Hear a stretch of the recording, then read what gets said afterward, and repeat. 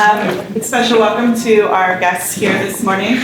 Books and Beliefs is a monthly thing that we do at Trinity, September through May. I'm Rebecca Gensler, married to Matt. I am the convener of Books and Beliefs, which I hold several titles at Trinity here, but convener of Books and Beliefs is my favorite title. So we read a variety of fiction and nonfiction. We started out the year discussing Barbara Kingsolver's Being in Copperhead. So this year has been kind of a bang. Last month we read Wendell Berry's, tell me the name. Wendell Berry. What was the name? What was the name of that book? It was a big, thick book. It was nonfiction and not poetry, and it was fascinating. And then, so it's a mix of topics. We're thrilled to talk about parking this morning with Paved Paradise. This is a new one for Trinity, tackling these types of public space topics. So Matt Butler is the current president of the Do Good Foundation, which is our private operating foundation we run, which is focused on active transportation and safety, for especially making space in our public spaces for people that are not in cars. 20% of Greater Cincinnati does not have access to a vehicle, and I think that's a thing that we need to always remember, that when we build our public spaces for cars, that we are automatically excluding 20% of our population. So I'd like to welcome Matt Butler here to talk about and just help us discuss Paved Paradise. I might be in and out this time a little bit because it's always chaos here. So I'm also treasurer, got a couple details to iron out. Thank you. Welcome everyone. Why don't we just go around the room and introduce ourselves, and Matt Butler, Do Good Foundation. Back in town, I live in Cincinnati, Mount Auburn neighborhood. Mark Jeffries, I'm on Cincinnati City Council, I live in Covington. That also works for me. I'm sorry, can people speak up a little bit? I'm in trouble here. Mark Jeffries, Cincinnati City Council. And this is a topic I'm very passionate about, so I can't stay the whole time, but I'm excited to hear the discussion. Brant Owens, live in West Newport. I'm vice chair of the West Side Citizens Coalition. We've been back and forth to quite a bit on a number of projects, so very happy to be here. Good morning, I'm Kyle Snyder. I'm the executive director of Covington's Motor Vehicle Parking Authority. So I work for the city, and I'm also an economic development group. Brian Boland, I've been running a thing called Bridge Forward, trying to get positive change on the Brent Spence Bridge, interested in all issues, civic and urban placement. I'm John Schneider. I'm Mary Ann Weiss, and I'm a downtown Cincinnati resident as well. We've got a lot of Cincinnati people here. I'm Gay Smith, live in Fort Mitchell, longtime member of Books and Beliefs. We always read fascinating things. Linda Smith, I live in Erlanger. I have a son who lives in Manhattan that's terribly committed to banning cars in Manhattan and going all the way when it comes to pedestrian traffic. So glad to be here. I'm Marcia DeWitt, a longtime member of Trinity, and I live in Edgewood. And full disclosure, we own 2 cars. We don't have bus service anymore in our neighborhood. We used to have bus service. But for the past 15 or 20 years, we haven't had, the closest bus is St. Elizabeth Hospital. And that's very periodic. I'm Sherry Burrows. I'm a member here at Trinity, and I'm an East Side Newport resident. Hi, my name is Susan Blum. I'm a member of Trinity. I live in Crescent Springs, but for a good amount of years, my husband and I lived in New England, and I fell in love with the tea. I could take the tea anywhere I wanted to go. I'm glad to be here.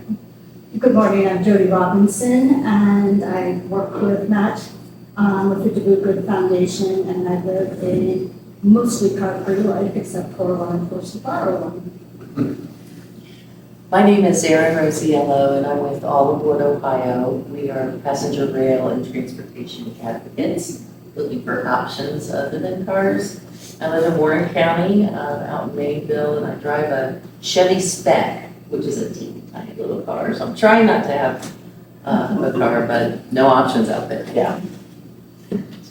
So when I thought about today and this book, and I thought about our beloved church here, and I thought, we're surrounded by parking. And this building right here is like 6 stories of parking with an office building built on top of it. There's a parking lot here. We rent a parking lot in the front, and the banks over across the street surrounded by parking as well. And I think if they could have built parking above the church, economically they would have. And it's a hot topic here in the church itself. We own this lot here, and we leased some of the spaces out during prior to the pandemic, and a lot of the businesses that were in the IRS building went under. They stopped paying rent. Now it's just a free-for-all out there, and people that come to church here can't find a place to park. And then this lot out front here, which is only like 20 spaces. I got the last one I got here. Yeah, and we pay almost $20,000 a year just for that space there, right? And we've tried to purchase the lot, and of course, why would they want to sell it to us? So yeah, and parking is like, I think the guy that takes care of facilities here, he hears almost weekly about parking issues with people. And the big challenge is a lot of people that come here don't live in Covington, right? And they have no choice but to drive. So this is my first Books and Beliefs, and so I'll look to you guys to help guide the discussion here. But I think that one exciting part about today is that if you feel like really amped up about this and you want to make a difference, we have an opportunity coming up on Friday this month to take some action, and I have a little flyer that I'll give you.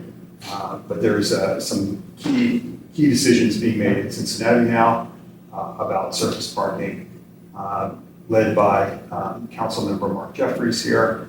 So it's a really, I think, an exciting time, and it all seems to have come together. So I don't know. There's a lot of parking in this country. Susan, what do you have to say? Well, like I said, I was born and raised around here, so you had a car and you went to where you needed to go. But I realized when we went to New England how amazing and enjoyable a subway can be, or either, a mass transportation. I mean, it's relaxing. I don't know how long people drive to work or whatever, but I can get on the T and read my book or whatever and not have to deal with the traffic. And all the environmental issues, it's just, to me, it's a no-brainer. Like you, I drive a hybrid, but that's kind of the best we can do. But it seems, it just seems if we could get something out there that people could amass around, that this is an easy, well, maybe I shouldn't say easy, it's not easy. But I think a lot of people would agree, put it that way. Seems like you've made this problem a lot more complicated than it should be, right? Yes. When I was growing up, I mentioned this to Matt the other day. There was a streetcar that went from Cincinnati to what we called the end of the line in Fort Mitchell and turned around and went back, in addition to bus service, which was more frequent than it is now. Our parents didn't worry about us. We just put on our galoshes or whatever the weather demanded and took public transportation. One of my passions is community. And one of the things that happens if you are taking kind of regular public transportation is that there's a community on that bus or that streetcar. People who recognize you, how are you? It's an understated part of all this, I think. But I think it's a wonderful result if people travel together. Yeah, for sure. We're not all insulated in our little bubbles, right? Yeah, I think I find that riding my bike, you know, I talk to people walking on the street and other people on bikes, right? It's, you know, you feel a little bit more connected to the fabric of the community. Morning, Hilda, welcome. That will tell you everything about Hilda. Sorry about that.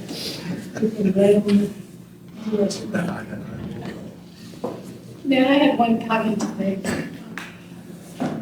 I spent many years living in Shaker Heights when I lived in Cleveland, which is a very walkable city.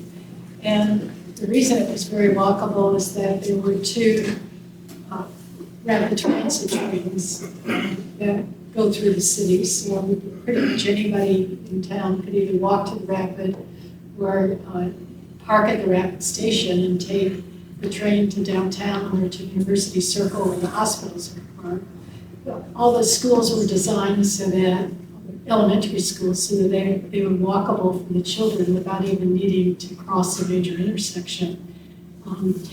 So they did so many things, and the community had 2 libraries walkable for most people. And the spaces were designed with green space so that you could walk to parks and recreation. So it was perfectly designed to be what they're calling now a 15-minute city, one of the inner suburbs where it's easy to get to whatever you need within a short period of time. So it's just a shame that more of that isn't emulated across the country. Yeah, and I think that, you know, people want that, right? Because it's easier and it can be a lot cheaper to live that way when you don't have to have an automobile.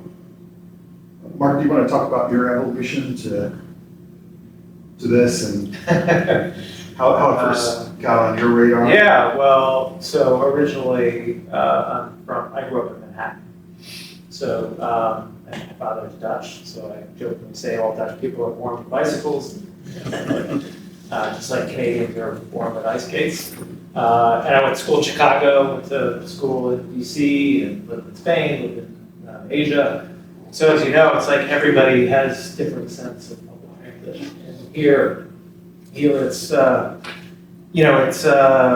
it's viewed very differently, right? It's kind of for poor people, you know, which I think is really unfortunate. So I think this is just an opportunity to kind of reimagine things. Excited to be here. What specifically got you onto surface parking lots? I just think they suck the soul out of the city. You know, we have enough parking in downtown Cincinnati. We have 40,000 parking spaces, which is a lot. And I think it's just car-centric development, which, is very one-dimensional. So. Can I just say something, not about the specifics, but one of the things like Gabe was talking about, that if you get to know people, so many people are isolated anymore. You know, you go in your house and you drive in your car. And one of the chief things this country, some people's opinion is, that one of the things we suffer from is a lack of community, a lack of knowing each other, a lack of coming together in odd places where we don't, it's just not my group. And I think there's more than just the physical stuff about the parking. There's a whole societal thing that can change for the better, in my opinion. So I just wanted to drop that in there. that lack of community came up in the book last month. It just Windleberry's The Need to Be Whole. That's right. You went out and checked. But yeah, and like last month we talked a lot about it, urban versus kind of rural, which is where he was coming from, and the lack of community, and noted that we see actually a lot more grassroots efforts for community building in our urban spaces, and I think a lot of that has to do with how we treat our public spaces in our urban communities, and kind of a fight or clawing to kind of grab back and claim some of those public spaces for the needs of the people that live there versus people that live elsewhere. The other thing I'd add to that, because I think there's the community aspect. I think this issue is like an intersection of so many different issues. Like there's the environmental aspect, which we know surface parking is horrible for the environment, stormwater management, it's a heat island, all of that. So there's the environment aspect, there's the community aspect of just connecting with neighbors that we talk about, like riding public transit or other. But there's also the economic development aspect. I mean, that nobody goes to a city to take a stroll around the surface parking lot. You go to a city for experiences. You go to a city for parks, for entertainment, for retail, and you live in a city that has those things.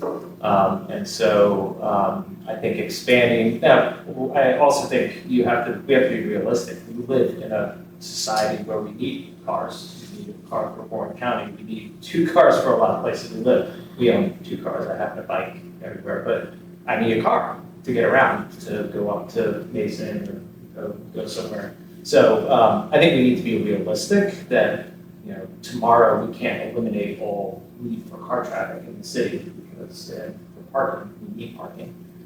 It's the reality, but I think if we have an end vision state of we want to create a more multimodal city or region, I think is more importantly, as a region, then how do we get there and slowly ease our way towards that? Because it's not going to be overnight.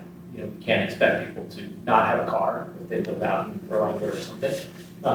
So how do we ease our way there? And I think the effort in our case in Cincinnati, we said, hey, we have already enough service parking. We don't need to expand it. There are a couple efforts to expand it around the Greyhound station in particular and elsewhere, which would be the largest surface parking lot in the city. And we say we have enough, and we have a vision rather of having that space used for better use, whether it be retail or housing or other things. So. Throwing it back to Mark, we have 40,000 parking spaces in downtown Cincinnati. If the city implemented a $100 per space tax on that parking paid by the owners who would pass it on to customers, that'd be $4 million a year, which is counting the private grants that the streetcar gets, would cover the entire cost of the Cincinnati streetcar, to your point, of operating a streetcar. And at the same time, I know the parking owners are very powerful people, and political contributors, it would be hard to do, but I don't think a customer would mind the downtown officer paying $10 more a month, like $8 more a month for that. And I think it would work in 2 ways. One is you get revenue from the city for a transportation project. I'm just using streetcars as an example, you use it for a lot of things. But marginal parking lots that aren't used much, the owners would find it prohibitive to pay that, even at $100 a year. And at margin, you would start to find some parking lots would be sold for redevelopment to higher and better uses, which is, I think, what we all want. And $100 a year, it could be cheaper. Parking lots in the center of the city could be $250 a year. I don't know.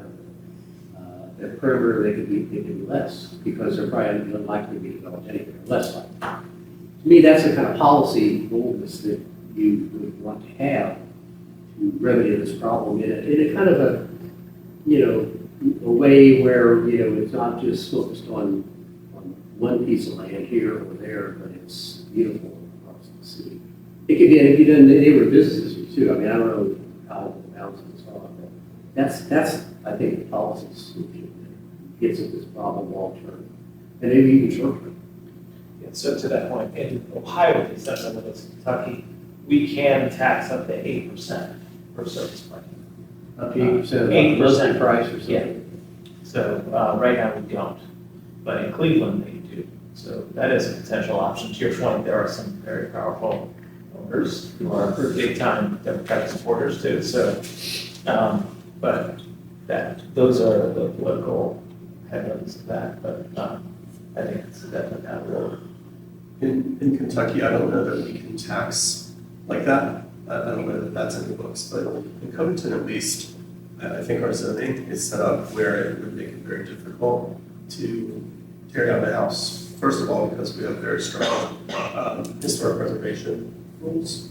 And then after that, the zoning would make it very, very difficult to create a new surface parking lot. So we're probably pretty much where we are with surface parking. It's, at least in urban, and in Antonia that may be different, but with zoning, we've been going round and round with a new development that is a car repair place and wants to build a surface lot, and it doesn't fit with the zoning, so it's going to be disallowed, it's my understanding. So that's kind of where those pieces fit together. We do have a handful of surface lots in Covington, fewer and fewer all the time, as one of the larger ones is being converted to the one in KY Center, which creates problems for me because a lot of parking went away there. But to solve, and temporarily some meters, we haven't talked about that yet, but to solve that, we're trying to work with some of the local businesses that are seeing an impact of that. And we opened where the Mike Fink restaurant used to be is now a surface lot that gets flooded constantly. So nothing else can really ever be there, but that's now open for parking during restricted hours, so it's not an issue late at night, but it's starting to be used, and so that's something I think. But going back to meters, there's in the book, and really the first part of the book is really just kind of recouping this, which is planning theory from the 60s, 70s, which we can go into if you want, but the on-street parking is a big component of it. One of the main tenets of this book is that you can't have free parking in areas with demand because the city's giving up resources. People will park there and stay for 4, 6, 10 hours, days on end, and you need to have turnover for the businesses to prosper. And there's kind of the study that was inadvertently done in California between Pasadena and maybe it's Westwood, I forget. But one area had parking meters and one didn't. And that area with meters was reinvesting money into their streetscape, and go figure, one area prospered and one area didn't. So that's one of the things. But the on-street parking needs to be more expensive than the lots and garages, just because of the turnover. Park your car in a lot or a garage to store it for a longer period of time when you're at work for the day. And what we're going to start seeing more and more is folks that are living downtown, use their car very little, but are using the garages to store their car for their grocery trip once a week or to go visit family once a month or whatever it is. So we're starting to see a lot more of that here in Covington, and we need to kind of figure out how to manage that with the traditional use of those garages, which is the economic engine of someone coming in to work for their 9-to-5 job. Yeah, I'll stop there.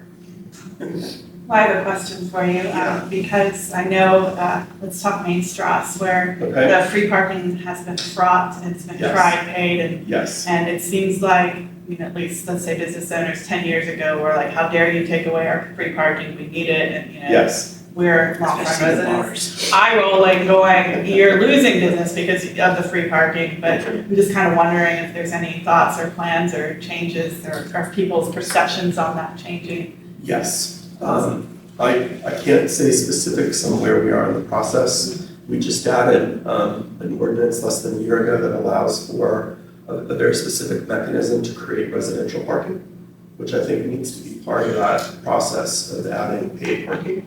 So it's definitely on my radar. I can't really say because I don't really know how soon, but at some point in time, that's something that I will need to work through. And I think it's very important, it's very needed, but because it's been tried and failed twice, I think I need to handle it very, very delicately. But it is on my radar, and I think it would benefit the businesses and the residents considerably to get that going. And, you know, you think, oh, when you implement it, I'm sure it will be said, oh, that's just a cash grab by the city, which, you know, those meters would probably generate more than $500,000 a year, which is use the parking, well, actually the parking authority is a separate entity now. So those funds would be reinvested into parking things for the most part, pay down debts that we have, et cetera. But from an economic development standpoint, from a resident standpoint, it's the right thing to do, I believe. But I need to be able to take the temperature of the community and know that it's the right thing and work through it in the correct way. And I'm not there yet, but I'm working. It's on my radar. So. I think there's a push-pull kind of aspect to this whole thing. And encouraging people to ride the bus and the streetcar and have more of those things would be good. But I live on a bus route. I've only ridden the bus once. And that was because we had a group who decided we were going to meet and everybody had to get their public transportation. And so I investigated it, and I did ride the bus to where we were meeting, but some of the group didn't continue to ride public transportation for at least a while after that. And so I don't know what ways we can encourage people. I think I would ride the bus more if I knew the routes better and they were more frequent and you know, the route is there, but it's not very convenient. It's not very close to the run-ups.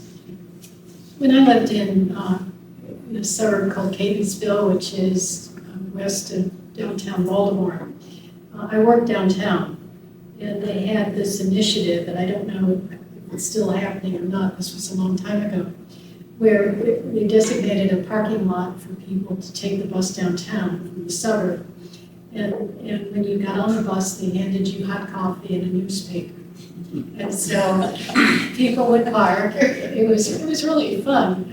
There were a regular group of us that would commute from Catonsville to downtown Baltimore, and people were struggling with driving. We're sitting there drinking our coffee and reading the newspaper until we got into downtown Baltimore. And it seemed like such, I can't imagine it costs very much to give coffee and newspapers to people. That seemed to make a difference in terms of how people felt about that, and the fact that the bus didn't stop anywhere. It was going from Catonsville to downtown Baltimore, so you didn't have to worry about, offloading and other people coming on that maybe didn't have coffee and newspaper. But it was an experiment they tried, and if it still goes on, it's wonderful, but I kind of doubt it. Yeah, that's been one of Matt's and my biggest points. As we travel really all over the world, and I mean, we traveled in Europe for a month this summer, and we're not in a car one time. It's not just a taxi ride. And people will argue, well, it takes me 30 minutes in a car or an hour on the bus, and I would argue, but all of that time on the bus is your own. And I've been able to read. You can do whatever you want because that time is yours. So we always felt like even with longer bus rides, it's still gain. It's still a positive and a gain in like our own time management, whatever. And not to mention cortisol levels just go way down because you don't have to deal with other drivers. Everyone's a bad driver except me, so. Did you ever drive in Boston? We do have some of that infrastructure here. The Tank Transit Center is less than a block from here, and that's the largest volume stop that the Tank network has.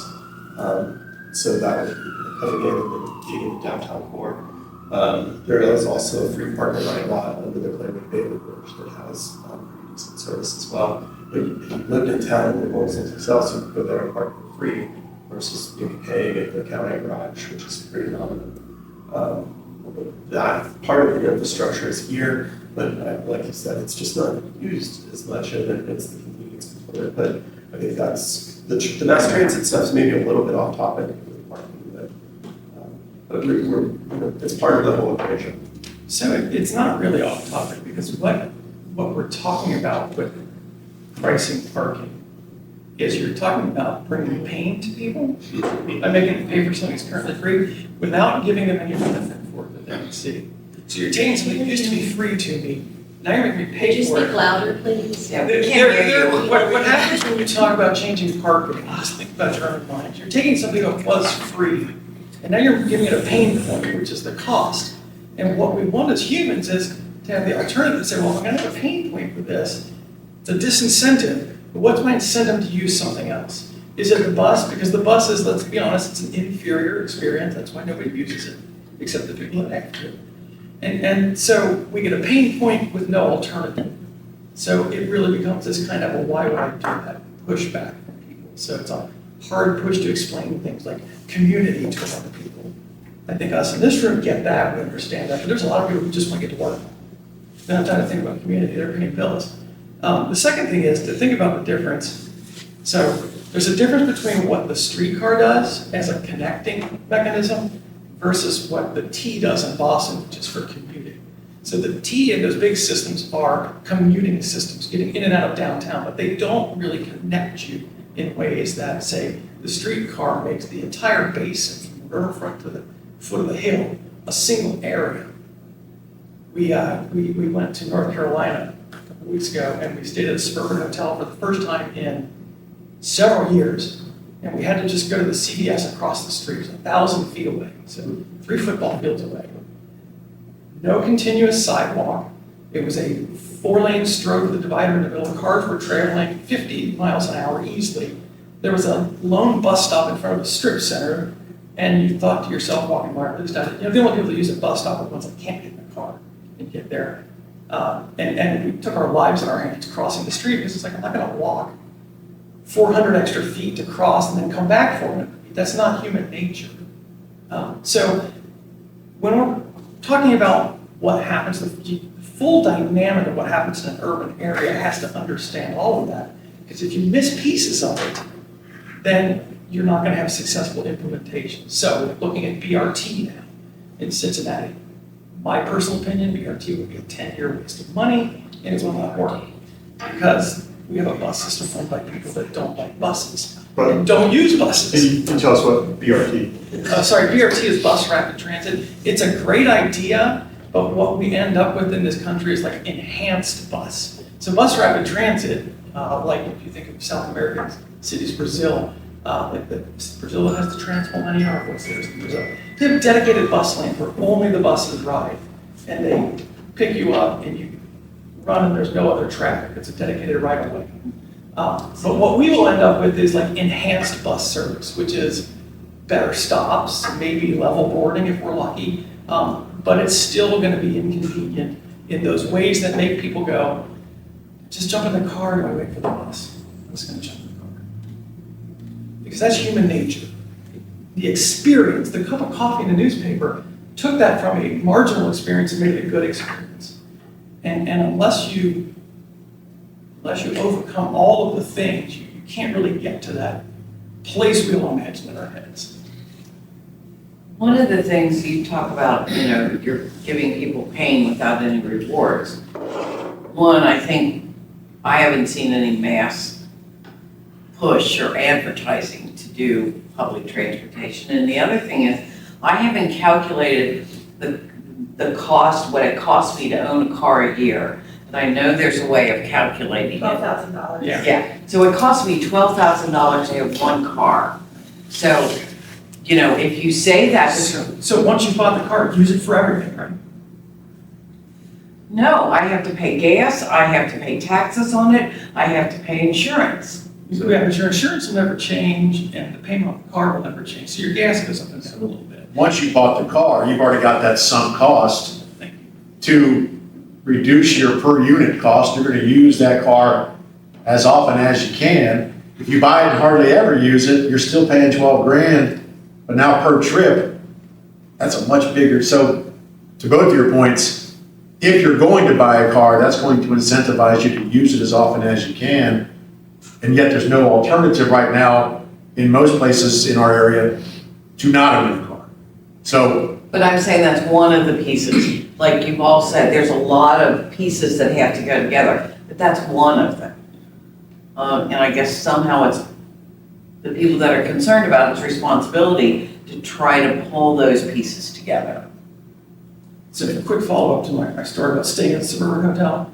We went to the FC game last weekend, walked down to Knockback Natty's because it was late, because the only place that was open. Ran into a couple who lives in Harrison, but they come into town a couple weekends a month and rent a hotel room. Because once they get in town, they can park their car and not get in it again. And they can get everywhere, like I said, from OTR to the banks. And they just love it. I grew up in Anderson Township. We had some friends that moved into the building with the Shire's restaurant in it. They bought 2 parking spaces when they moved in. I said, how do you like it? It's been a couple of years now. Are you ready to move back? He said, no, the only thing I wish I had done is only gotten 1 parking space and gotten rid of the car. So, yeah, to your point, 20% of the households in the Cincinnati area are zero-car households. So that means 80% of the households have automobiles, right? And all of our transportation systems are subsidized. 50% of the roads are subsidized by the federal government because the gas tax is not kept up when it was originally set, right? And so I think it's kind of like, in our business at Signature Hardware, we sold products and we shipped them for free, right? But of course, shipping isn't free, right? It's built into the price. And Really? I didn't realize that. Every single one of you paid for shipping. Yeah, and the people on the East Coast are subsidizing the people on the West Coast because it costs more for us to ship to the West Coast. So it's, I think, a similar issue, right? Is we all pay for this. Right. And we pay for surface parking, we pay for street parking, but it's all built into the price of everything that we do. And then when you start adding in this extra fee, then people start saying, well, wait a minute, right? I'm already, in their mind, they're already paying for it, or it's free, why should I pay more? The transit systems that we have here are starved for money. It's bottom line. And we got into this arena because this is what people were telling us. The 2 things that people would tell us over and over again that they needed help with were transportation and childcare. Not just telling us, but that's what came out in the City of Covington Economic Development Strategy when they did those surveys. It was those 2 issues were people's biggest issues. NKCAC had a survey that ran the year before. Those were their biggest issues as well. And when we looked at that, we looked at I'm not knocking the City of Covington because these are huge issues to deal with. We looked at all of the strategies that were in place, and what we saw was that a lot of people were talking about childcare, but nobody, or very few people, I don't want to say nobody, but there were no big conversations around active transportation, and we will include all of these discussions about parking within that. And for us, we're like, okay, what can we do to tackle this, to make these conversations happen so that we can start to develop solutions? And the biggest part of it was that number. At the time, because this is before all the inflation and before the pandemic, the car ownership number was $10,000 a year. But we're looking at thinking, okay, these families are, it's costing this much money for car ownership, and they're struggling with childcare. You deal with the car issue. You help them find cheap ways for transportation to get to the things that they need. And we've also solved the childcare problem because we just freed up a ton of money. And so, we looked at that as a way to deal with both problems. Yeah. So in Seattle, they've made huge strides. They've invested mainly in their bus systems. And we traveled to Seattle, like 8 years ago. It was horrendous. You wouldn't want to drive on the streets because Microsoft and Amazon brought so many people to Seattle, and they all brought their cars, and it was they just ruined the city. And so the city said, we have to fix this problem. We had a rental car as well, so. Yeah. But not anymore. We visit Seattle, and now it's wonderful. Yep. And in about 8 years, they've had about 10% mode shift. they've given up their cars and they've gotten into transit. But you get into the buses now, the buses are nice, the ride's comfortable, they don't wrap the windows, so it's not like you're, riding around in a cave. They have USBs, so you can charge your devices. They have Wi-Fi, which is like the free newspaper, right? So you can get connected. It's frequent. It's like you can pick up a bus every 3 minutes, and it goes to where you want to be in a short time frame. We're doing a lot of work up in College Hill. My kid had the car, and I had to go meet a reporter up there, so I took an Uber up. It was $40. On the way back, I was like, I'm going to take the bus back.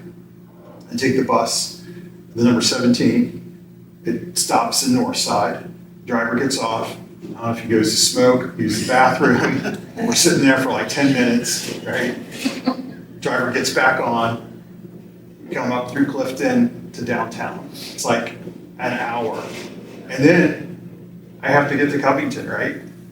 And it's at night, so I'm like, all right, well, I can probably just walk. And then I see a scooter at the bank, so I'm like, all right, I'm gonna take the scooter.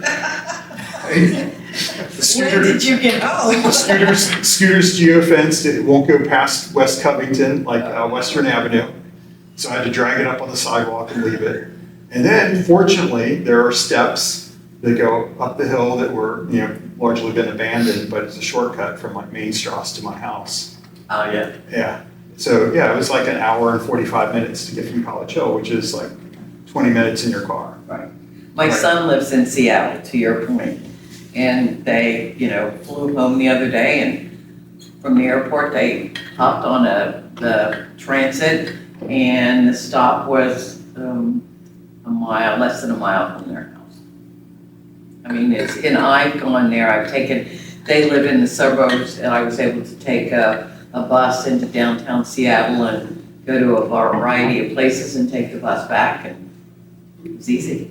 Yeah, and that's what we need to show people, right? We need to get them to agree to tax themselves to do this. And the federal government has a lot of money out there. Usually they'll fund 50 to 80% of these improvements, but there has to be like a local match. Just as a point of comparison, and to bring it back to parking, Yes. the average cost of parking in Seattle overnight is $30 to $40, and in Cincinnati for like 24 hours. In Cincinnati, it's $15 to $20. Yeah, we do respond to pain. And much like the transit system, when gas prices were over $4, people rode Metro and Tank. We either have gone back to pre-pandemic, which is really a big concern. And then even in Kentucky, judge executives complain about subsidizing roads. It's no difference, it's all part of transportation. Exactly. And then you look at, what London's doing, and they're just increasing to create so much pain for parking, to just convince people to, use other options, but we don't have that luxury of good other options. If I want to go to the airport, I have to go to Cincinnati from Bellevue to take the 2X. Yeah. I can't go to the transit center, it's more convenient because I just take the Southern shuttle over, have to walk to the 2X stop. So we're just not looking at transportation holistically, and then the whole culture shift. People's perceptions, so I mentioned it earlier. Poor people use public transit, it's not a lifestyle choice. If they can get to the bus, because you and I have had that discussion before, about Yes. how long it takes to get from the west side of Newport to Covington.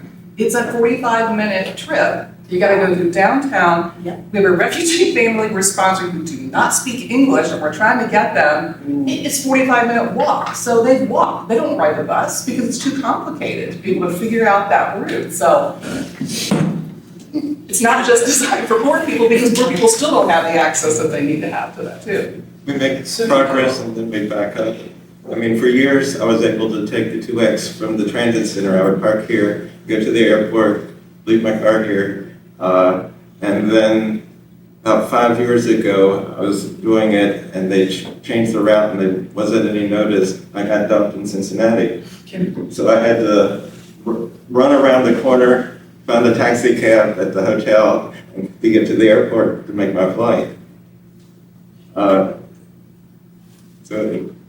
we do wonderful things and then we forget that people actually use it.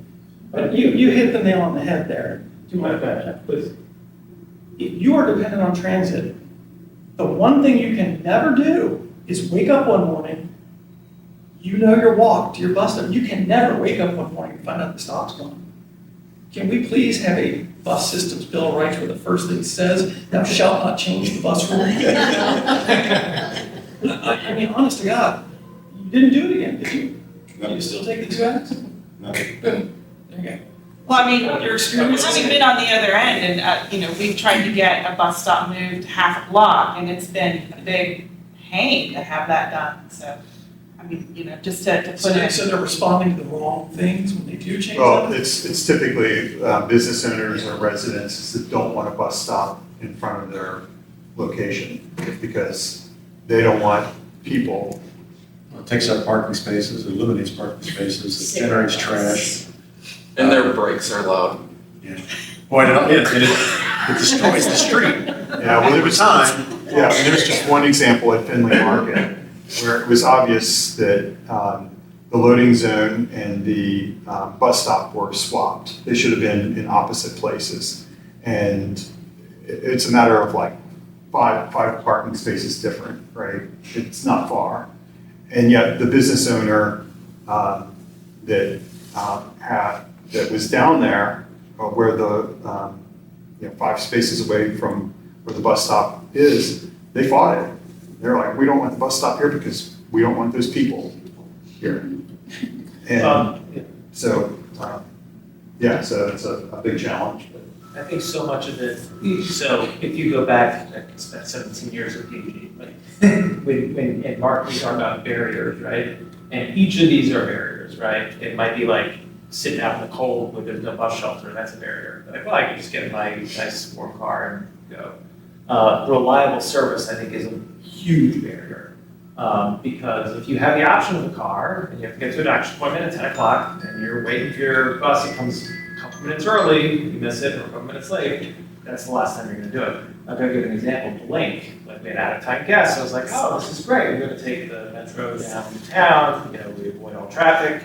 Coming back, literally we waited 2 hours for it, like nothing.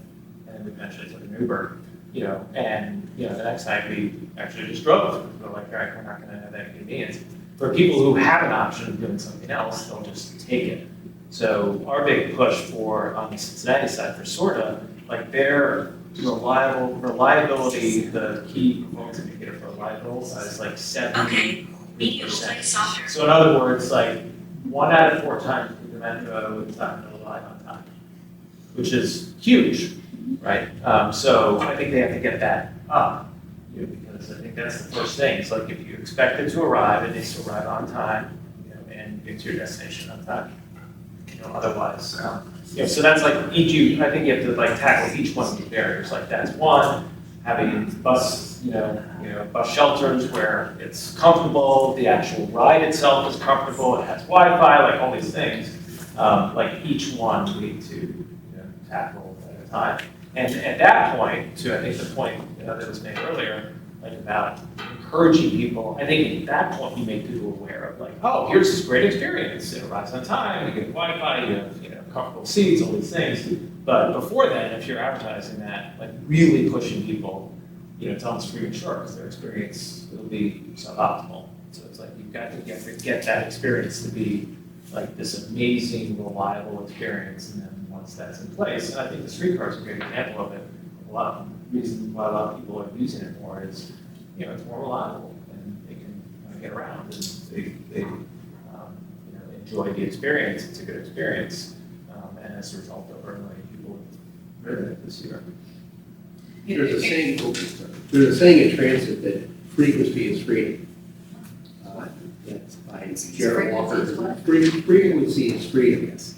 And so a lot of the a lot of things we're hearing about, better bus shelters and things like this, and the likelihood of missing a bus and missing an appointment.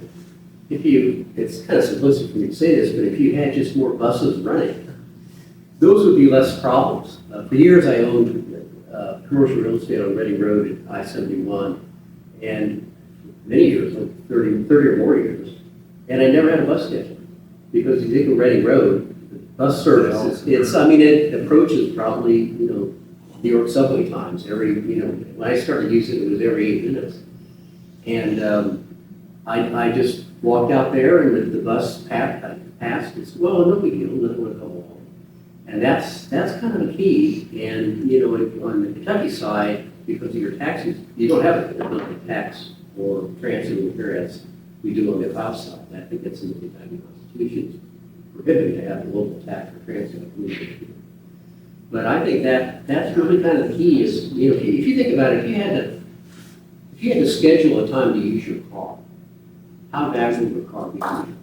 If you had to pay every time you turn the key in your car, how valuable would it be to you? And that's what a car offers. And the buses, as long as they're only coming every half an hour or every 20 minutes, and with a 25% chance it could be late or early, it's just not going to do it. So that's I think what the goal ought to be. I was pointing out, I was a living example of this. When I started investing in that property where the buses came every 8 minutes or so at peak, I used the bus all the time.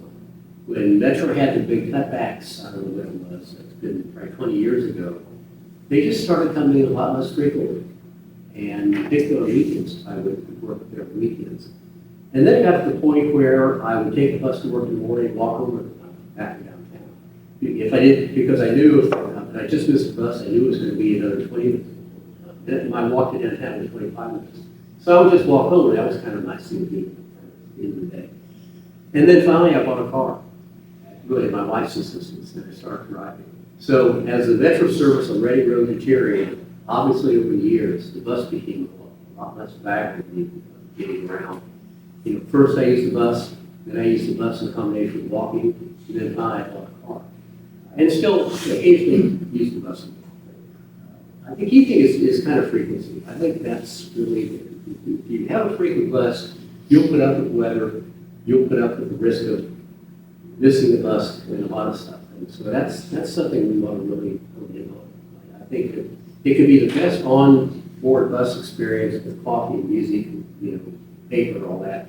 But if it's only every hour, it's not going to be as useful as it could be. So anyway, and again, that's what the streetcar does now. It says, you miss one, you just sort of know another one's going to come along.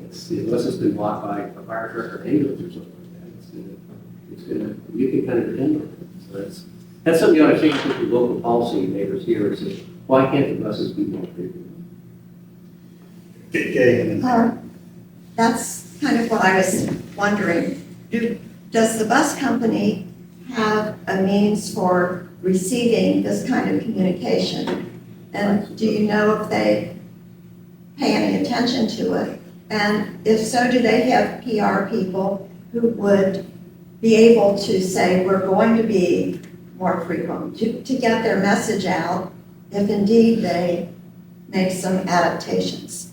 What's their side of it? Gina Doughty, who runs Tank, who was their marketing and PR director for years, and she was an assistant for, I know, 30 years. I think he's very sensitive to that. But I mean, the reality of Tank is that it has to do with three judge executives every year and beg for their appropriation to run the buses, as opposed to Cincinnati, we pay an 0.8% sales tax that comes to sort of every year to run the buses. And again, I think this is, on the Tank side, I think this is your policy. You don't have a dedicated stream of revenue to support your buses. That's kind of the problem. And so the policymakers put out as little money as they can every year to sort of keep everybody reasonably satisfied. But it's really no way to run the buses. So that's something you ought to take up with the policymakers. But a problem too is that we want something that, with the whole area, it's too bad to have all these different systems. Yeah, and At least we live in one state and go to church in a different state. Yeah, absolutely. And I've talked to folks at SORTA, and they think that it's just a handshake agreement from decades and decades ago that Kentucky buses wouldn't go above 6th Street downtown, and Cincinnati buses wouldn't come into Kentucky. That there's no legal restrictions or anything like that. So, we definitely need one cohesive transit system for the whole area, because it's, But you also have union drivers on the Ohio side, non-union bus drivers on the Kentucky side, so that's another barricade to any kind of merging or blending of systems. Sure, there'll be challenges, but other municipalities have. Aaron? So as I'm listening to this conversation about frequency, more service, it's exactly the same battle they're having with passenger rail.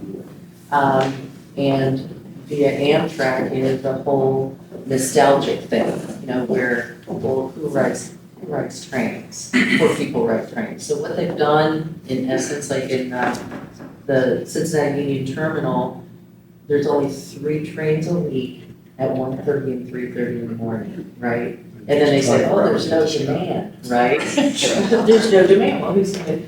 Anyway, that is the same struggle. Virginia, North Carolina, Pennsylvania, Michigan. What they're doing with these upcoming grants is asking to increase frequency, because that will make it be more successful. More people will ride if they know they have an opportunity more than once, in 4 hours, or once between 1:30 a.m. and 3:30 a.m. So very similar. I think it's also important to point out that those 3 trains a week in the middle of the night are oftentimes hours and hours late. And they're that late because our rail lines give the priority to cargo and not to passenger trains. And passenger trains have to wait regardless of what's happening with our cargo trains. I used to take that train all the time to Huntington, West Virginia, and I lived here car-free for a year when I moved here. I didn't have a car until we got married when I was 25. So I lived downtown and could pop. You got a husband and a car at the same time? She got a better job, and she got herself her own car. I mean, we could get into a whole other issue. I couldn't afford a car and my school loans. Yeah, got it. But I used to pop up. I lived downtown. I worked at UC. There were 4 buses I could take up the hill. So it was great. It was the one area where having a bus works. Where you can live, anyway. So got a car when I moved to Covington because it wasn't possible anymore. But this time I would take the Cardinal back to West Virginia all the time. Matt and I took it on our honeymoon. And then, hours late, one time they sent a bus instead. I mean, I have so many stories from taking Amtrak, but we went to England, and we're standing on a train platform in England, and, there's a businessman there beside us, and he's just beside himself, and he's complaining about how their whole system is going to the dogs because the train was 3 minutes late. And we're So we wish. Yeah. Interestingly enough, you were talking about the freight rail taking priority. By law, they're supposed to give passenger rail priority. Right. And they don't. They don't. They don't. Yeah. Amtrak does Whole not rail tracks. train. That's why, the tracks are only by the freight movements. I would see another big factor in. I've been on tracks in New Orleans, and there was nobody. So to come back to parking for a minute, one of the things that all of these things point out is that to entice us out of our cars, one of the things that should be there, and this is kind of a walkable cities, if you've ever heard of that book, kind of idea is that things need to be useful.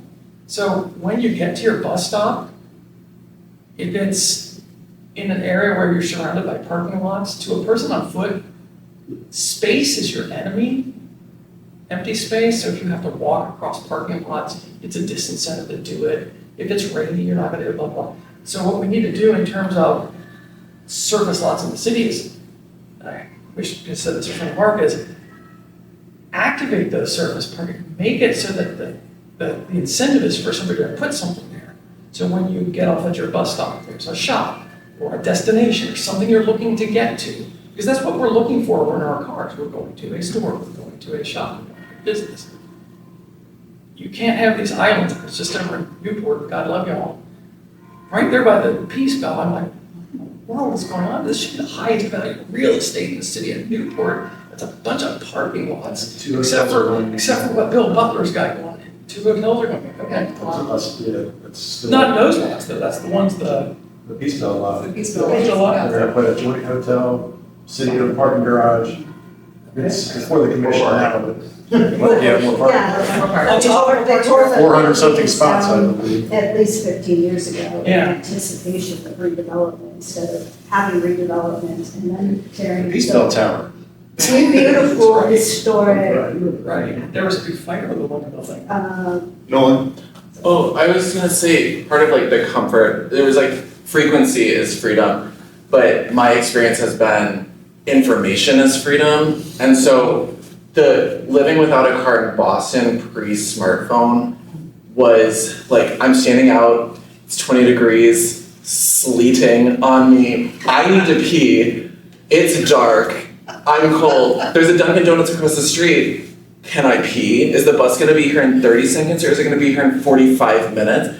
I don't know. I could sit and drink a hot tea, but I'm not going to. Meanwhile, you end up waiting outside in the cold for 35 minutes. Terrible. But then in Chicago, when I lived without a car there, I had a smartphone. And like having accurate indications of when a bus is going to come is really good. And so sometimes the streetcar has like displays of when it's gonna come and you can make informed decisions. Oh, it's not gonna come for 17 minutes. I'm just gonna walk because the streetcar is so slow. Or, oh, it's gonna be here in 3 minutes. Yes, I want that air conditioning from the streetcar. But a lot of times it doesn't say. So I just think that like part of comfort is not just frequency and it's not just like how easy it is to be on the bus, but is being able to make decisions for your own comfort. And so I think as technology picks up, and I think that that's an important thing for bus companies to consider is, right now I think there's like people user data that's contributing to like transit app to tell when the bus is coming, but it really needs to be really sophisticated buses transponding their whereabouts. Chicago wasn't perfect. Is it really that the technologically challenging to have? I don't really know. the apps are real time.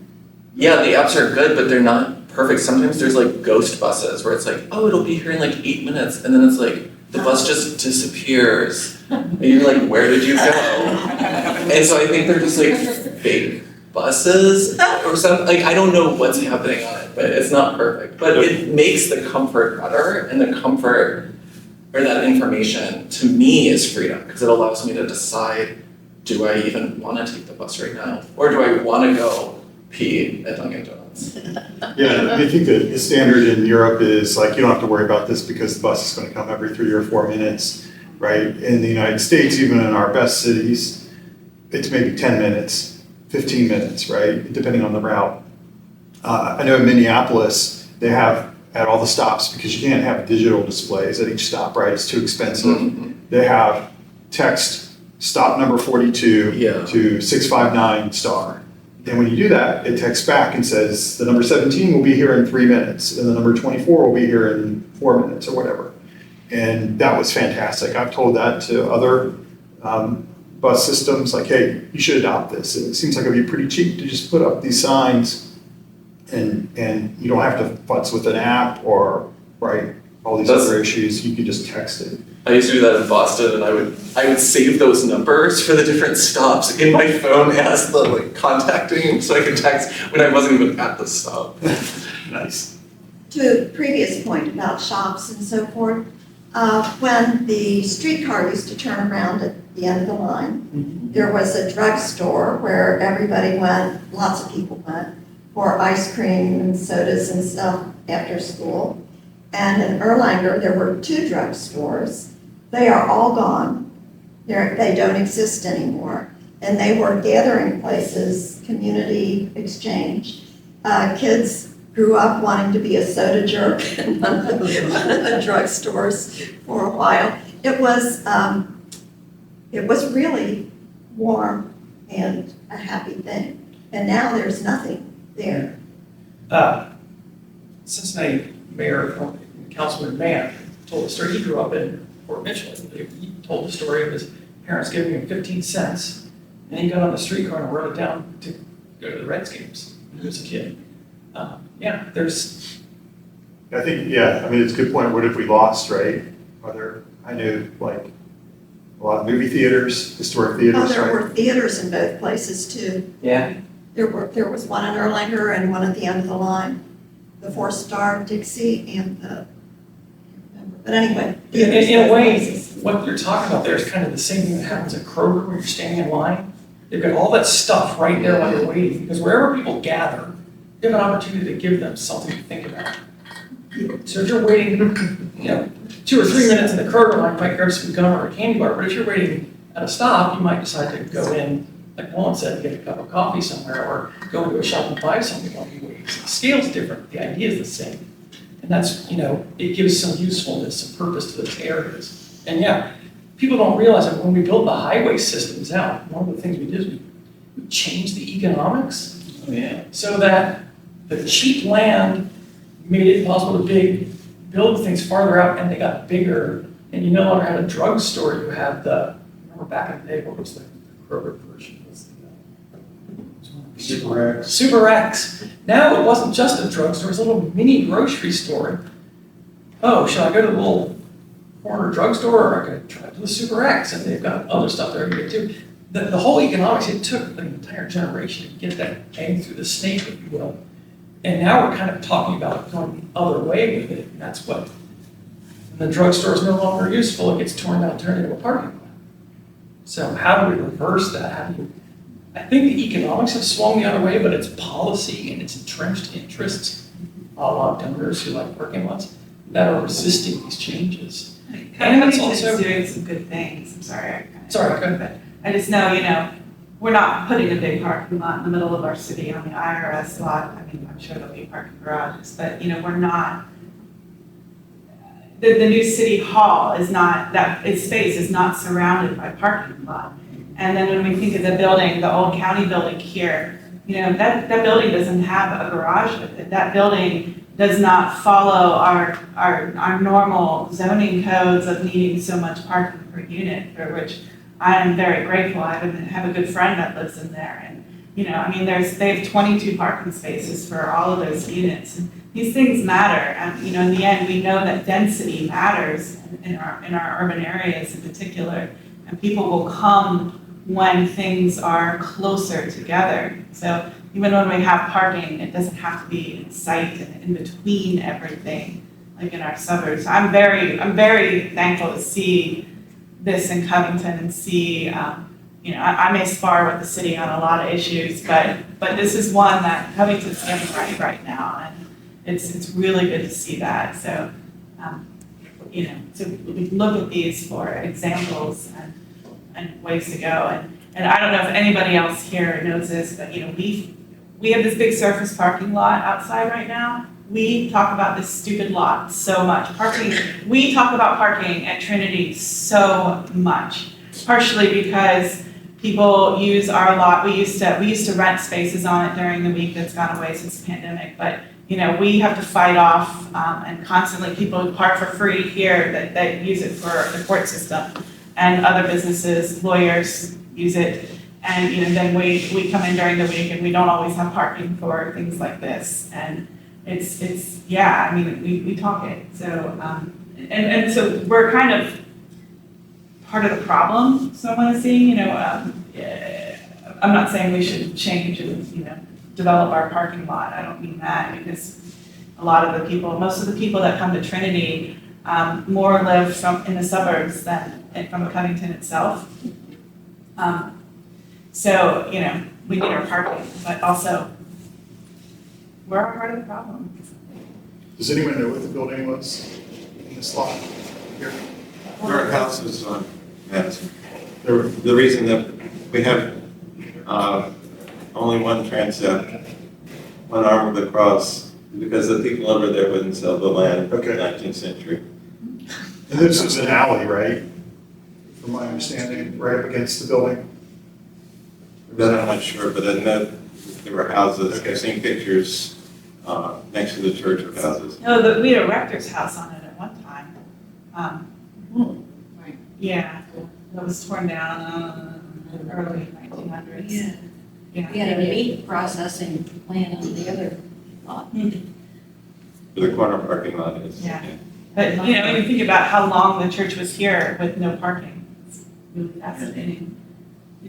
Well, there were no cars when the church was built. Yeah. There were no cars when the city was founded. So that's one of our challenges is that, you know, we're kind of trying to reinvent the city through the 20s, 30s, 40s to accommodate cars. And still today, some of our areas that have the most contentious parking are areas that are residential that it's just super tight because it wasn't designed for cars. But thank you for the comments about the city. We're trying really hard to, you know, have that density, have the walkability, and those big, you know, open surface lots are an issue. I can only think of a couple places where that's the case, and there's reasons that they're there. There's things planned for them. The ones that jump to mind, obviously, are the CCR site, which we're very much in the works of putting the city back in that space. And yes, it will have a 600 car garage, but it will be used to fill in to bring the north end of the development to the same grade as the levee. And there'll be on-street parking, there'll be maybe a few small private garages as well. But the intent of that is to knit the city back together there. The other one that comes to mind is the Duveneck Square area. And that's a development deal that has kind of gone sideways, and I don't know the nuts and bolts of it, but that will be something someday. There was a plan for it to be storefronts and condos and a parking garage, but still on the edges of that, there's tons of stuff. I mean, across the street from it is, you know, everything on 7th Street, Braxton's, Dewey's, et cetera, et cetera, et cetera. And then on Pike Street, Empanada Box and Boom Gelato are adjacent to that, so there is stuff there. There's some infill still happening on Madison, like between 16th and 20th, say, and those areas are kind of being redeveloped slowly but surely. Sometimes with help from the city, sometimes not, which is great. But we're trying, and we're working towards, I think, as a whole in the city, a lot of the things that are in this book and the high cost of free parking book. And I'm trying to manage the parking component to get there and be part of the solution, not part of the problem. What's happening, and I know the answer to that in Covington with bicycles and different things?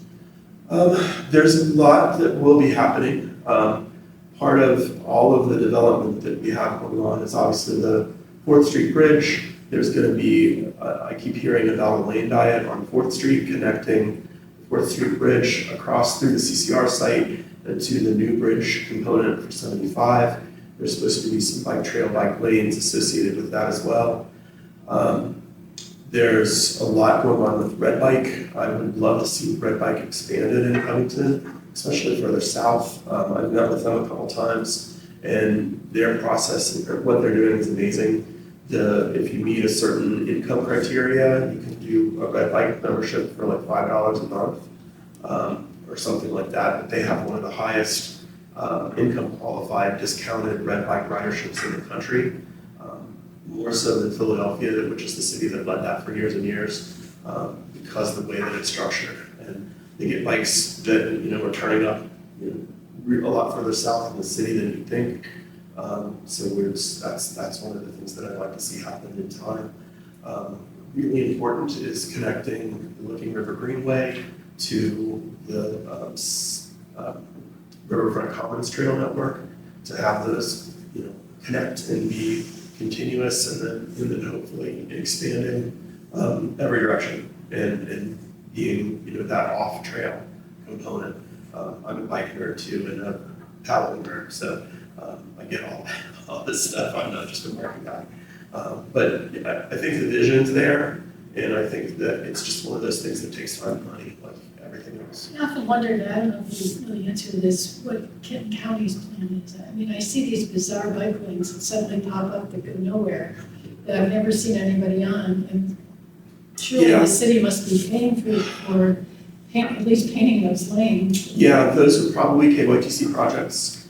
And it's to meet federal grants, they have to include those things. And they seem like they go nowhere because they do.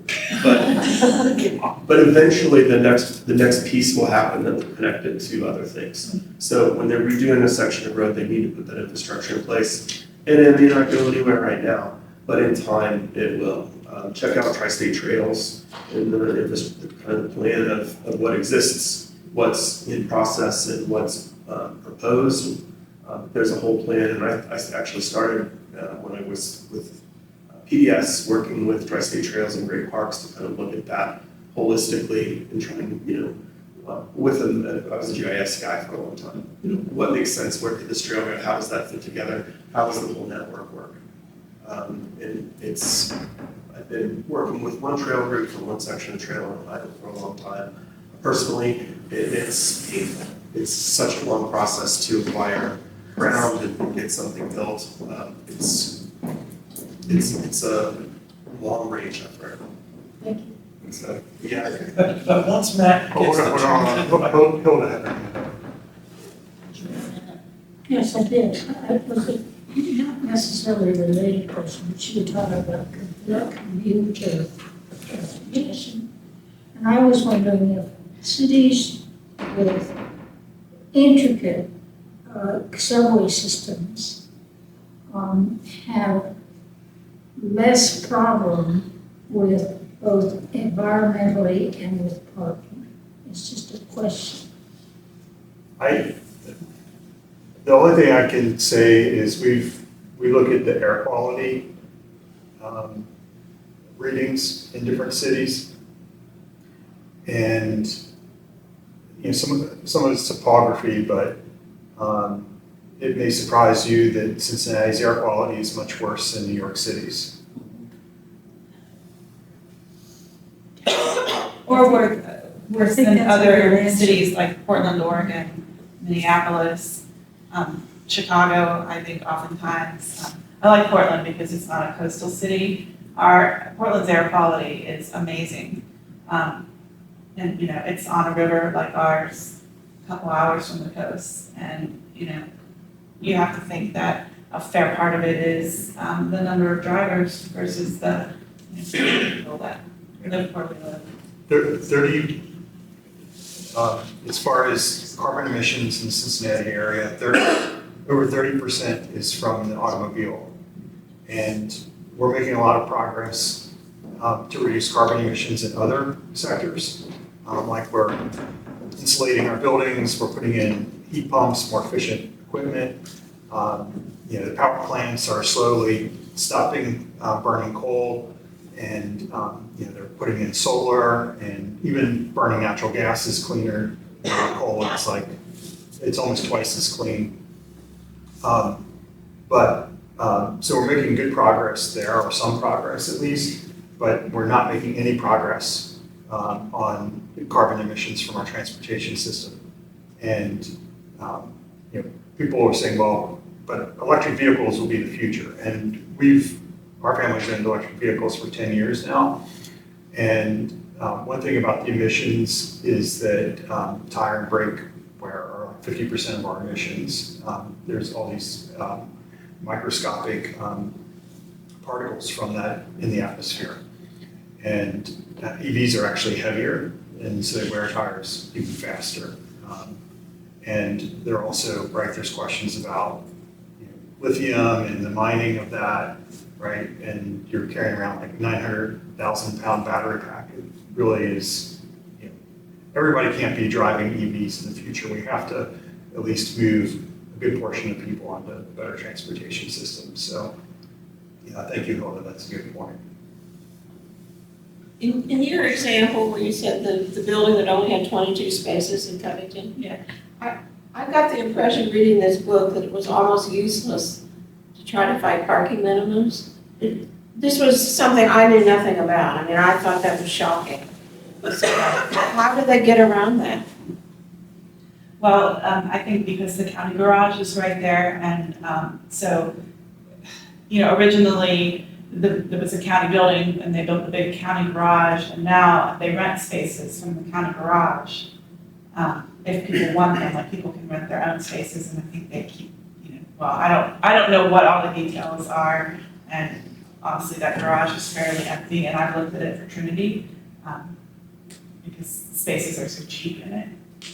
So I assume that that's somewhat how they get around it. I think it was a county project. Yeah, And so they said I think the county wanted to get rid of the building, so the county was willing to work around parking allowances. I think a new development wouldn't be allowed to do that. To your point, I think that this is a perfect example of like, it can be done, right? Like if the government wants it done, then it can be done. I know at Signature Hardware, we had 400,000 square feet of space out there in Erlanger and across 3 buildings. And one of the things is that land is expensive and we had a hard time acquiring land and the topography is challenging. And so when you build warehouse space, it's X amount of parking spaces. And if you build office space, then it's like X squared. And we're like, this is ridiculous. We need some office space. We need some photo studio space. And the architects came back and said, well, this is how much parking we're going to have to add. And for us, it was like, we don't have the space. And economically, it's a waste because it's going to add hundreds of thousands of dollars to our project. And you know what? We just said, look, it's all just going to be warehouse space. So we put in less parking. And on some of the peak times, like in the spring when there was a lot of people working there, a few people had to park on the giant extra space on the driveway, right? Because we all have these like extra wide driveways, right? We made it work. It was otherwise we would have been sitting there with these giant empty parking spaces that we would have had to maintain forever. I think that's a good point though, because it talks about that in the book, about, worst case scenario types things. And I read this book on vacation with my architect husband. We had a lot of disagreements about this book. When he kept telling me, you don't understand zoning. Yeah, and I don't. But it was interesting because we were in historic cities too. We were in Charleston, we were in St. Augustine, we were in Savannah, Georgia, talking about historic districts. And I live in a historic district and talking about that and how we're pulling a parking garage and it was $5 to park and it was going to cost me more to park on the street. And I'm like, it's totally backwards, totally backwards. So I was preaching all during that sermon of vacation. But one of the things we talked about though too was, he said, well, you have to plan. The zoning requires it for, it has to be this many spaces because what if everybody parks on the same day? I said, who parks all on the same day? Not even Black Friday anymore. Nobody parks all on the same day at the big box store, but you have to have these requirements. So I talked to him about, minimums and changing minimums. He didn't want to hear about that. So there's a lot of communication that needs to happen within my own family too, because I didn't say it out and asked to work it, but. No. I would say to your comment about is it worth it to fight the minimums? And I'm a zoning professional. I work in rewriting zoning codes across the country for municipalities. And I would say in every one of my projects, we have been successful in eliminating or minimizing, or eliminating or reducing the parking minimums. The thing that gets in the way almost always of eliminating parking minimums in our zoning code updates is politics and people from the public coming to those meetings and screaming and saying, you can't get rid of these, what if? And then the city council goes, we need to change that back, Nolan. And I go, okay. And then we end up adding them back in. So if your city, what city do you live in? Park Hills. So if Park Hills, and I think that those would go through the County Planning Commission meetings, but if you hear of them, trying to update those, be one of the voices at those public meetings on the opposite side saying, no, it would be fine, we can do away with these, because those voices really do influence politics, and politics really does influence policy. And so the people at my firm trying to make those updates, we're pushing for it. Generally the staff, and Kyle can, I'm sure, agree, the staff is like, yeah, let's get rid of them. But it's the people in the public that come to those meetings and complaint that steer it back in the other direction. I think. Well, that's funny because in Park Hills, there's been 2 developments that people in Park Hills protested and lost to, have that, all that development that's like, that you can see up on the hill. Oh, yeah. Park Hills, the people in Park Hills fought that because they said, all these extra houses and they're close together, too much traffic. And then there's another area, I think it's called Audubon Hills, that Park Hills fought and lost. So that's funny that you say that because I saw 2 examples in Park Hills where they didn't want new development and lost. Our communities and our elected and hired officials, and I can speak specifically about Covington and Newport, the biggest concern is on-street parking. We have created this nightmare for ourselves. People feel entitled to park in front for free of their homes and have as many cars as they want at the expense of building infrastructure for pedestrians and bicycles. And it is because the people come to meetings and vocalize, and it is their number 1 concern, is that parking spot in front of their house. And it's very, very challenging. And so as a bike plan is being discussed, it is just understood and not eliminate parking.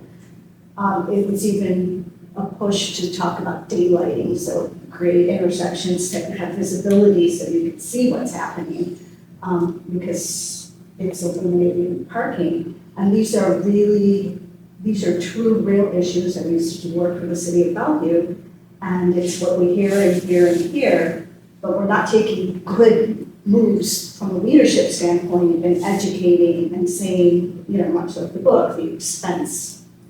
When I went to City Hall in Cincinnati yesterday, I marvel at the surface lots, and they're empty. One was empty enough to have a protest by City Hall.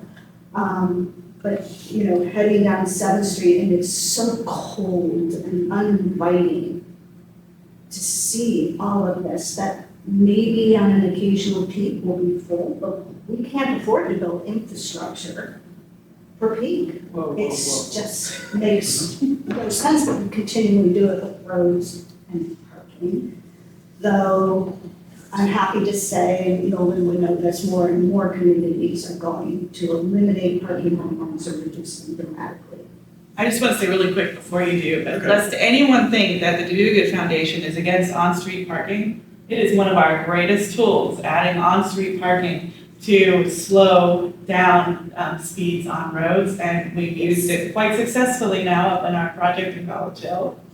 Took away a lane of traffic, added parking for all the residents that live there. So it's not that we are against it at all. We love it at times, so. To the point before, I think in Covington, at least in the urban core, we have more a situation where it's parking maximums, where, you can't have X number of spots, you need to get that down to Y.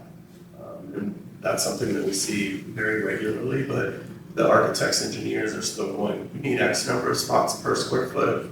No, our zoning does not work that way, and it's much like what Nolan was talking about. He probably knows our zoning better than I do, because that's not what I do day to day, but I think Covington at least is heading in the right direction in that. I agree completely, the spot in front of their house, the spot in front of their business is sacred to them. They don't know, the city does, the people do, and that's part of my job to help manage that.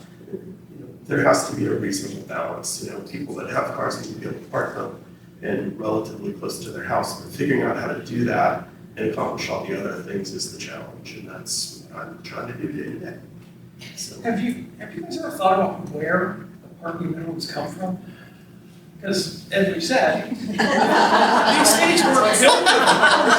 Is that where you get them? So I was. Yeah, we all read the book, so. Well, I was looking at an old picture of Kenwood Mall when it opened in the 60s. And what struck me was, it's the shopping center, it's this arched shopping center that a lot of them have built, and this gigantic parking lot. And it hit me real quick when I looked at it, like, this is like 1958 or 62 or something. And it's like, the reason it's built that way is because you had to advertise in your picture in the Sunday paper that the lady that's gonna get in her car in the city limits doesn't have to have any trip anxiety about getting out to Kenwood and having a place to park that big Chevy or whatever it was. So they built these ocean-sized parking lots to advertise ease of parking. And somehow, those ratios, I heard it was bowling alleys, where like they figured out how many cars you need for a bowling alley, and translated that into every building everywhere. But they were created by someone once upon a time, and they've never gone back to say, are those the right numbers? Susan? Never mind. I was just gonna point out, but kind of the same thing he did. Have you driven past Florence Mall recently? I mean, there's this huge space that nobody's parking in. I mean, it's an example Yeah. of an issue. The mall was just recently sold at, Yeah. like, It's only gonna get worse because of online shopping. Right. It's in. But the other thing I want to, you may know more about this than I do, Nolan, because as I remember when we lived in New England, I know our daughter lived outside of Boston, and a lot of times the draw for a renter or buying a condo is you would own a parking place. So it wasn't necessarily on the street, but the big draw was come and buy this, and then you also own a parking place. And would that work, do you think? Work for what? Well, for reducing, yeah. It actually increases, because if you're saying that you're gonna get a parking space for every person who lives in that building or whatever, that's gonna increase. I mean, if, you may not everyone may even own a car when they, that doesn't make Most them people in Boston did not own a car. Because they took the T. When we lived in New York City, we did have a little DKW, it exists anymore, but anyway, that car was parked out the end of the subway line in the Bronx somewhere. And we used it about 4 or 5 times a year. Yeah. And the rest of the time, we just take public transportation or walk.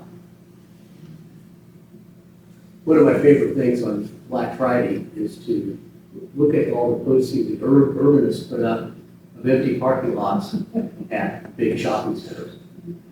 I don't even know where they come from, but they're just dozens of them, it seems like. Show up. I know Chuck Moran at Strong Houses, that's Chuck Strong Moran Houses, has done that and for a some long other time. individuals do Yeah. too. But it strikes me, if you want to fight parking requirements, is to go out and photograph those parking lots in the neighborhood where you're trying to fight it. And to show that they're not really used that much.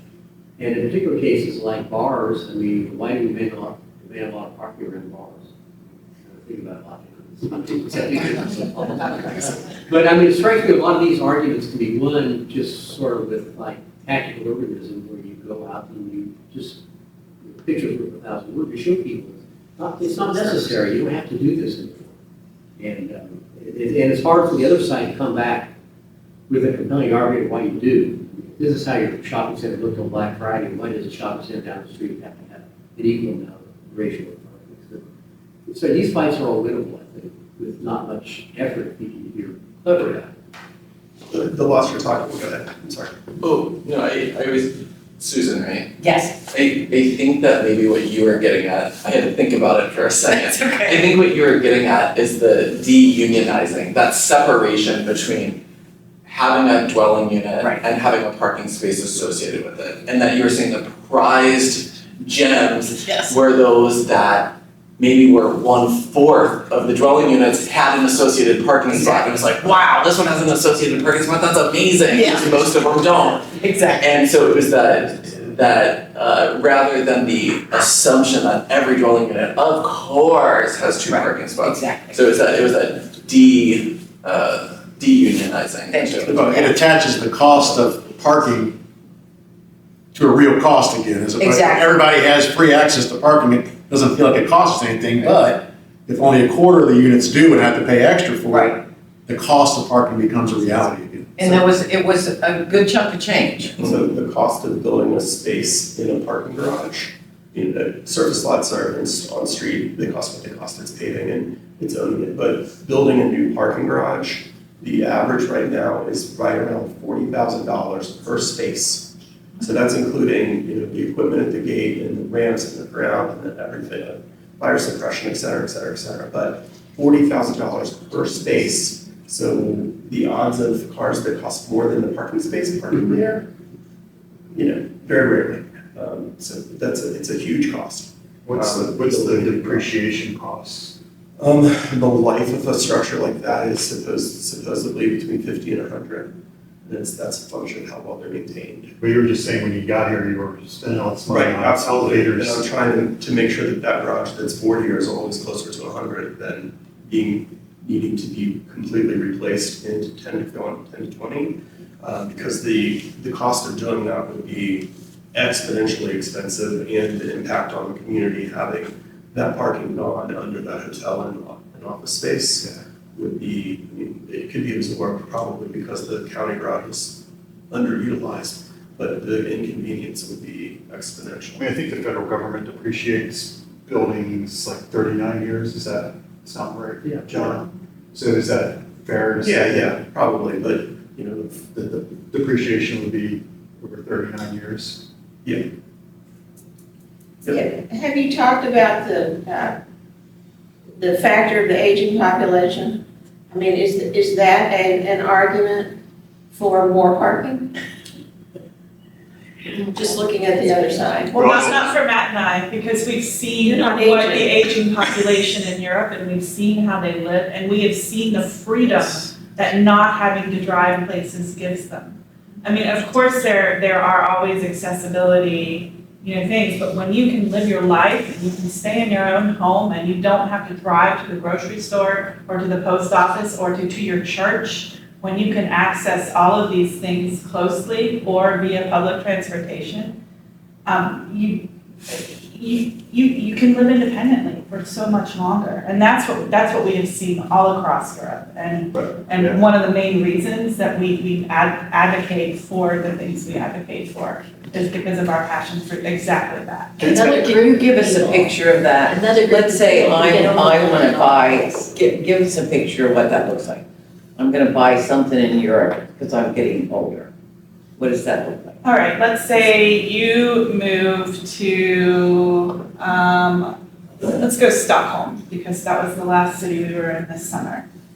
You move to Stockholm. Now I'm gonna always say historic areas are harder for elderly people because of our sidewalks. Yeah, they have. We see that in Covington, we see it everywhere because, they just are what they are. But you move to Stockholm. You've got a bus service that runs outside of your house. It is there every 10 minutes. It takes you down to a transit hub where you can catch a train anywhere in the city in another 10 minutes. Those things are done with relatively little walking. Most people we saw in Europe that were elderly and struggled to walk they had rollators, which were invented in Stockholm. Or in Sweden, rollators, which is what Hilda has over back there. So we saw that a lot more than canes or anything else. They add stability. So you're not having to walk very far. What we saw all over Stockholm were grocery stores on every block throughout all of these residential areas. And I don't mean little tiny kind of bodega places, but places that are where you could get anything that you want or need. Oftentimes there'd be two within a city block across the street from each other because of the density. And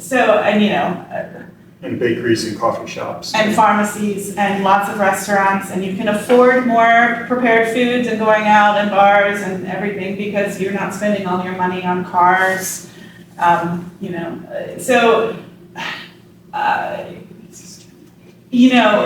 Everything, you can get to everything that you need. I don't know what life is like for somebody that has zero mobility, But I think it is very safe to say, I mean, we fight, or we talk in this country all the time about when people should stop driving. My grandfather should have stopped driving about 5 years at least before he did.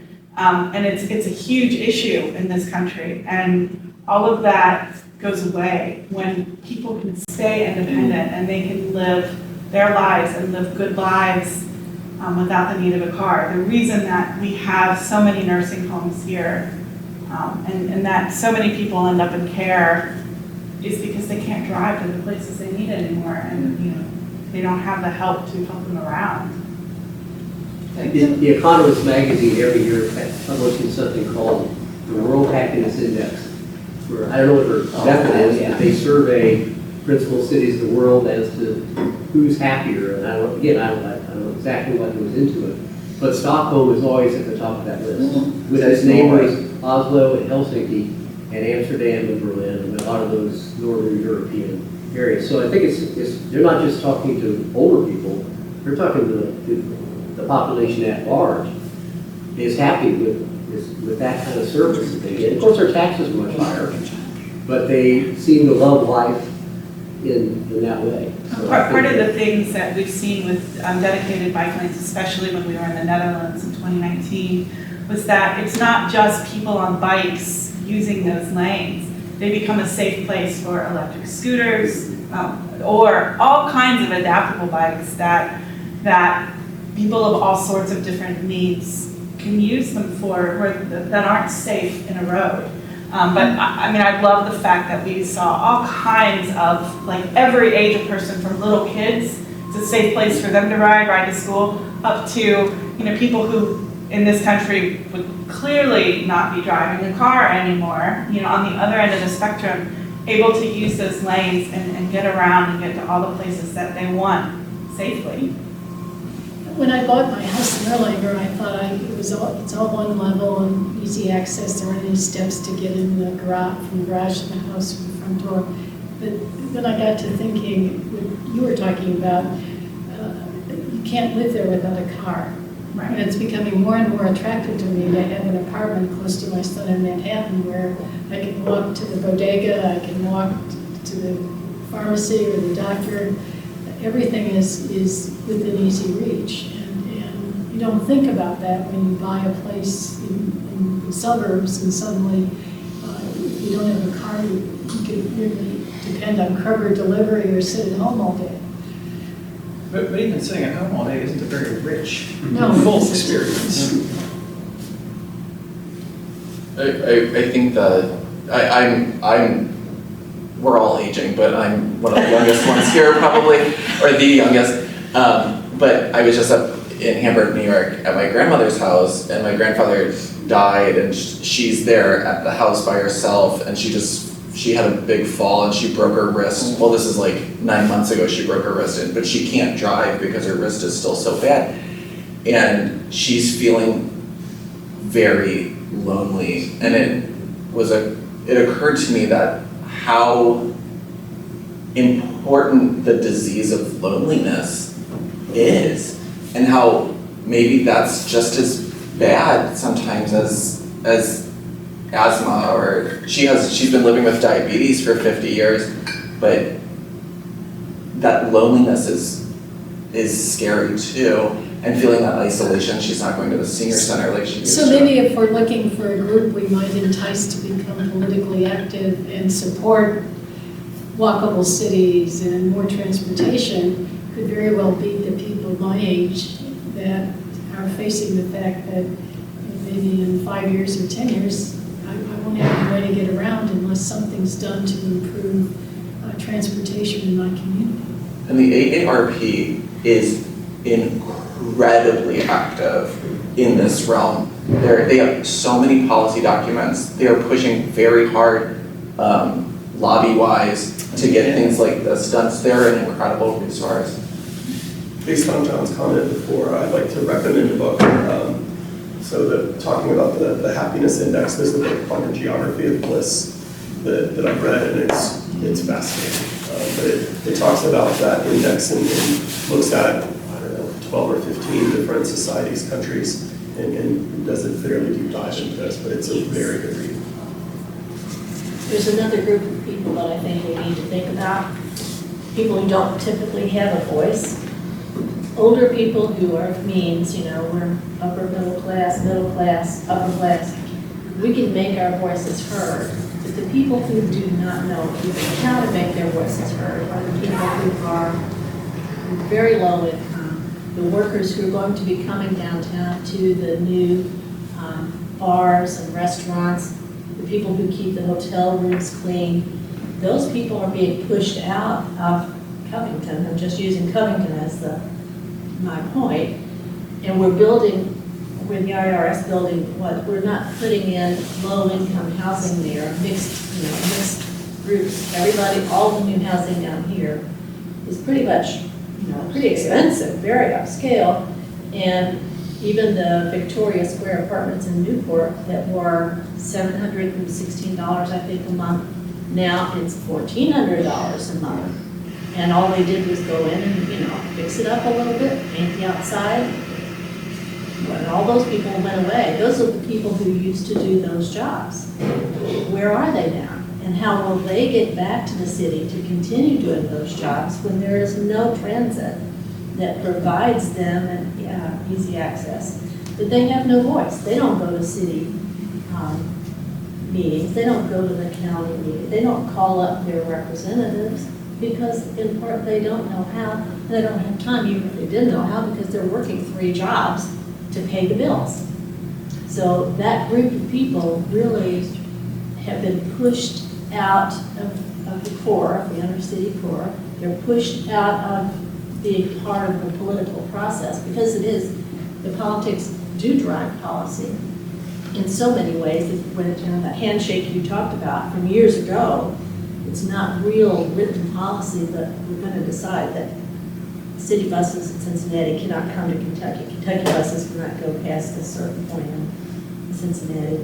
The unionization, all of those things that people who do not have education, or maybe they do have education, but they choose to live minimally, so they don't need a big job to pay a big salary. They don't want a big job to pay a big salary. So those are the people that we need to think about tonight. Yeah, you're right. I mean, and this is happening across America, is that the poor are being forced out into the suburbs, and now they're being forced to have cars, right? Ellesmere, Erlanger, we live in the city of Covington, but our kids go to Kenton County schools. There's over 500 kids that are homeless in Kenton County school system. So, this is a big issue. Newport systematically over 25 years forced people out, right? You shouldn't live under these conditions. We know better, right? And that was, a concerted effort of their mayor at the time, the city manager, and so now who has it? A wealthy developer that's putting $1 million condos on it, right? And now the other existing housing is now double the rent. And that neighborhood was, it's half the size of what it used to be. There's half the population in that neighborhood. It was the largest African-American neighborhood in all of Campbell County. So they were just marginalized. And in Covington, about 5 years ago, I guess, I had lunch with the mayor, and he told me, he said, I don't want any new people moving to Covington because it just costs us more money. And I said, what are you talking about, right? And it doesn't make any sense. You live in Covington, don't you want to see like this vibrant community? Covington's like largely empty. 100 years ago, Covington was like 19th, 20th Street was the boundary, and there were 50,000 people in it. And now the boundary is like, 20 miles away, and we still only have 40-something thousand people. And so I think it's like, he's talking about a certain class of people, right? Exactly. Is who he doesn't want. Move that emergency shelter south, Right. 13th Street. But it all backfired because, now all the people that work for Fidelity are working out of their houses and they don't live in Covington. Same in the city of Cincinnati. Yeah, they're paying Edgewood tax, and now Covington has an $8 million deficit, right? And so we're living on COVID recovery money for the next couple of years. He just announced last night he's not going to run again. Well, when you have an $8 million, and the people in Fidelity, they're not coming back to the office. We have good friends that work at Fidelity, and they go back once a month, yeah. And so people's habits have changed. We need more people in the city, and we need to make room for everybody, because it just can't be for the elites. But don't you guys feel that some of the reaction to housing concerns like that stem from bad policies in the past, like across the river? We know what neighborhoods became the recipients of all the people who got moved out of the West End that was bulldozed. And so you tear up these communities, you can give them a voucher to go live somewhere, but you don't create a community. Very much people that just got displaced in that voucher. And what ends up happening is you get that kind of condensation of those people into these small zones. They're not exactly the historic European ghetto, but they are definitely these zones where the economic activity can't be there because there's no disposable income, because they have trouble finding jobs. And so what happens is those areas decline to the point where they're so cheap that the first person comes in and buys the place and fixes it up for nothing. And then the next thing you know, you've got OTR and $1 million condos. But everything's kind of a response. So how do you create the housing in a way that it won't make an area decline or have an impact like that, yet still create the housing, let them live in a place that's vibrant and not the place that they don't even want to live in? Okay, so Matt is passing out ways to have a call to action in place that if you desire to have your voice heard or desire to help others have their voice heard, that you can get involved. I want to thank everyone for being here today. It's been a fantastic discussion about an issue I know a lot of us here are just learning about. It's been great, and so glad to have so many visitors. We take December off because we're all busy and nobody, we want to read our own things. And then John Bieber is leading our discussion in January. John, what is the title of the book, please? A Paragon. Which is it's a fictionalized but not fiction account, and it has to do with Palestine and Israel, and it's the story of a Palestinian man who lost a child, was killed by Israeli soldiers, and an Israeli man whose daughter was killed by Palestinians. And they belonged to a group and the two had gotten together. I heard them speak in Jericho, and they go around the country speaking to schools, elementary schools, to show that Palestinians and Israelis can be friends. For me, it's the hope of the Middle East, and groups like this. It's a wonderful story, and it's true. And the book is written in a different sort of way. It goes to the middle, and then it comes back from the middle. It has like 200 chapters, but some of the chapters are a sentence. So we'd love to have you, everyone, join us in January. So thanks so much. And, thank you all for coming. Happy holidays. Thank you. Thank you, all of you. I lived in this building. The building was nice, but I had to pay $150 a month to park in that garage. And when the pandemic hit, those acres of PG parking were all of a sudden vacant. And they've never come back because they weren't going back to the They come in different days of the week on shifts and so forth. Boston. Yeah, I just put out a call for pictures about parking lots. That's a prime example. It was really good. Yeah, my daughter.